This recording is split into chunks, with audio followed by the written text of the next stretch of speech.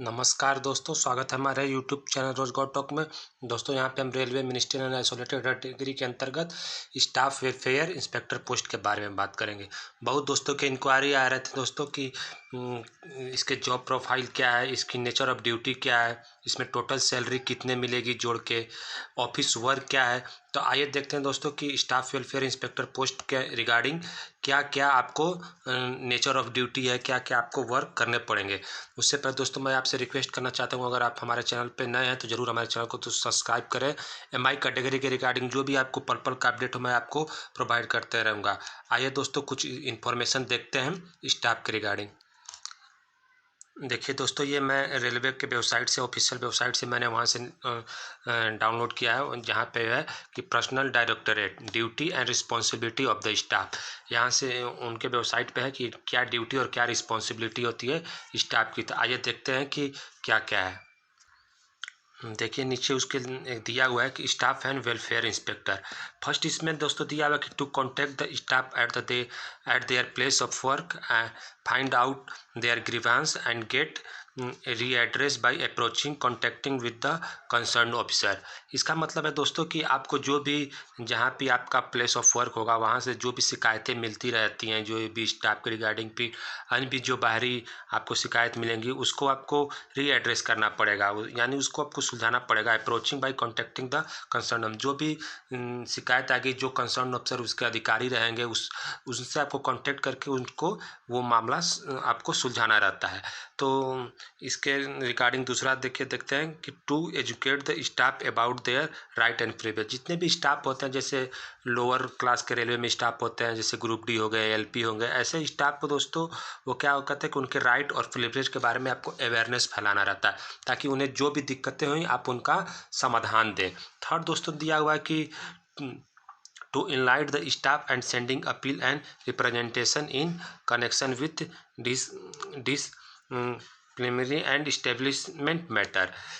तो वही चीज़ सेम है दोस्तों। फिर उसके बाद fourth to explain the staff about various welfare scheme and how to avail them. इसका मतलब है दोस्तों कि जितने भी आप रेलवे के रिगार्डिंग जो भी वेलफेयर स्कीम चलते हैं, उसको कैसे स्टाफ के ऊपर आपको उन्हें कन्वेंस करना है, उनको उसके बारे में जागरूकता पैदा करना है, ताकि वो उस स्कीम का बेनिफिट ले पाए। जैसे आपको बहुत रेलवे में इंश्योरेंस पॉलिसी चलते रहते हैं, तो वो स्टाफ उसको अवेयर करें, उसको आप एक तरह से वो उसके प्रति वो अपना रुझान दिखाएं, वो आपको अवेयरनेस फैलाना रहता है। स्टाफ नाम है दोस्तों पोस्ट है कि स्टाफ वेलफेयर, यानी किसी भी स्टाफ के आपको उसके वेलफेयर के बारे में आपको सोचना है। फिफ्थ है दोस्तों कि to promote the spirit and system of cooperation among staff, to explain and publicize the various welfare activity among the staff as how to avail them and also help them in the need of help by suitable measure।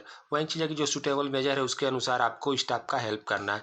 Six दोस्तों देखते हैं कि to assist the railway employ in need to medical help from hospital. ये दोस्तों आपके आज के scenario में इसको आप कोविड-19 से भी रिलेट कर सकते हैं कि जो भी रेलवे के स्टाफ होते हैं उनको एक मेडिकल हेल्प आपको प्रोवाइड करना था। जैसे कहीं कहीं पर एम्प्लॉय के एक्सीडेंट भी हो जाते हैं रेलवे ट्रैक पे काम करते वक्त, तो उन लोग को ये भी आपको मेडिकल ट्रीटमेंट तुरंत आपको, आप एक स्टाफ वेलफेयर इंस्पेक्टर के नाते आप उनको वहाँ पे जाना पड़ेगा, साइट विजिट करना पड़ती है उनको, medical help treatment hospital railway के होते हैं, वहाँ पे उनको तुरंत से तुरंत उनको वो चीज़ मुहैया भी कराना रहता है। तो ये भी आपको एक चैलेंजिंग रोल होती है दोस्तों। सेवन्थ आपको आइए देखते हैं कि to educate the staff and respect their rights and responsibility as provide in various law.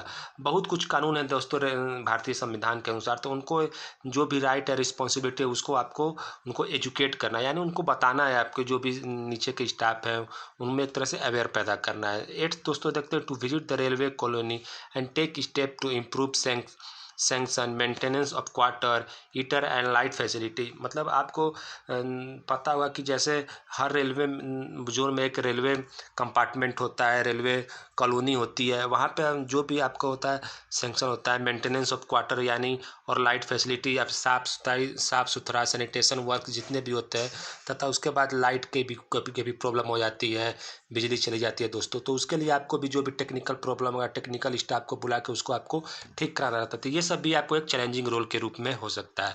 Ninth देखिए to help staff and retiring and getting settlement and pension benefit and also to family and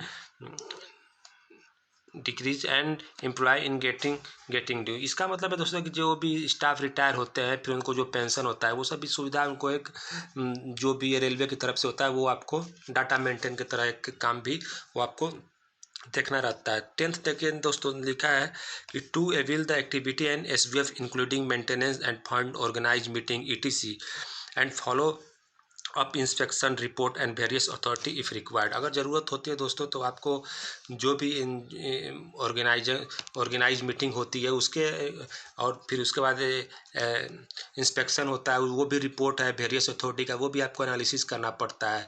meeting को organise कराना पड़ता है। अगर कोई बाहर से भी स्टाफ आ रहे हैं ऊपर के अधिकारी आ रहे हैं तो वो सब भी चीज़ आपको एक तरह से मेंटेन करना रहता है। फिर 11th लिखा क्या है दोस्तों कि to ensure the various law applicable in RDSO and not infringement। 12 है दोस्तों to help the staff and their family and distance and natural climate. ये भी एक कोविड-19 की तरह दोस्तों इसको आप रिलेट कर सकते हैं कि जितने भी स्टाफ होते हैं और फैमिली होते हैं उनको एक तरह से डिस्टेंस होता है। अभी जॉब को लेके बहुत कुछ ओवरलोडिंग होती है काम का। ड्राइवर को दोस्तों ट्रेन लेट होती है तो बहुत उनको वर्क कर तो उनको एक तरह से तनाव मुक्त करने के लिए भी बहुत कुछ प्रोग्राम होते हैं। नेचुरल क्लाइमेट से भी रिकॉर्डिंग होते हैं कि जैसे अभी कोविड नेचुरल क्लाइमेट के रूप में है तो उसमें भी डिस्ट्रेस होता है तो वो स्टाफ को एक तरह से आपको मेंटेन कराता है उन्हें मोटिवेट करना रहता है कि वो सब चीज़ें भी आपको इसके अंतर्गत आते हैं।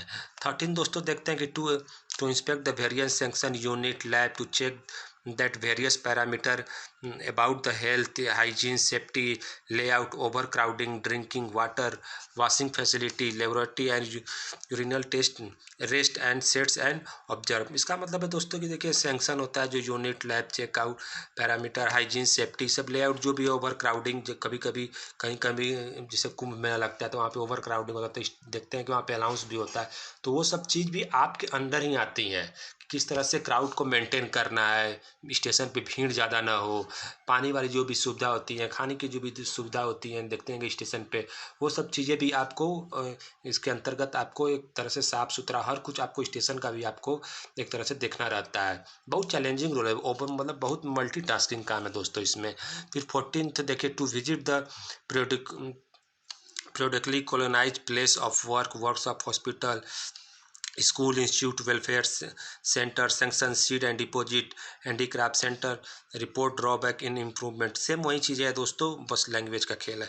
फिर to handle any other welfare activity being perform by RDSO for और welfare and staff and their family तो वही चीज़ें वेलफेयर एक्टिविटी जो भी RDSO के द्वारा परफॉर्म किया जाएगा उसमें आपको स्टाफ एंड फैमिली बहुत कुछ होता है दोस्तों की एक इंटरनल मीटिंग होती है जिसमें हर स्टाफ के फैमिली मेम्बर भी आते हैं एक दूसरे से जुटते हैं छोटा मोटा पार्टी रखते हैं तो वो सब चीज़ें भी आपको एक तरह से हैंडल करना पड़ता है ताकि एक स्ट्रेस कम हो। मेन वर्क इसका यही है। फिर उसके बाद 14 तक any work assigned by the senior officer आपके सीनियर ऑफिसर हैं जो भी आपको कुछ वर्क देते हैं जो चैलेंजिंग वर्क हो बहुत कुछ नया वर्क आ जाता है कि जो इसमें इस 15 पैरा में उसका मेंशन ना हो तो वो सब चीज़ भी आपको दिया जा सकता है। आपको दोस्तों बहुत जगह पे एक जोन से दूसरे जोन में भी भेजा जा सकता है कि जब वहाँ पे भी कुछ चैलेंजिंग चीज़ आ गई वहाँ पे स्टाफ की कमी आ गई तो आपको हैंडल करें। ऐसे ऐसे बहुत कुछ चीज़ें हैं दोस्तों कि आपको स्टाफ वेलफेयर इंस्पेक्टर के रिगार्डिंग आपको करने रहते हैं। आप अगर बाहर जाएंगे तो उसका आपको TA DA भी हर कुछ मिलेगा उसका मैंने एक दूसरे वेबसाइट पर भी देखा था तो हर कुछ आपको एक मेंशन रहता है कि आप वहाँ पे होटल में रुकिएगा खाने का हर कुछ वो रेलवे स्टाफ को आपको वो हर रेलवे आपको वो फैसिलिटी अवेलेबल कराती है। तो ये सब चीज़ें मैंने आपको दोस्तों बताया। इसके साथ ही दोस्तों मैं आपसे एक रिक्वेस्ट करना चाहता हूँ कि अगर आप हमारे चैनल पर नए हैं तो ज़रूर हमारे चैनल को दोस्तों सब्सक्राइब करें जिससे आपको पल पल का अपडेट मिलता रहे। मैं वीडियो आपको बहुत दोस्तों इन्फॉर्मेशन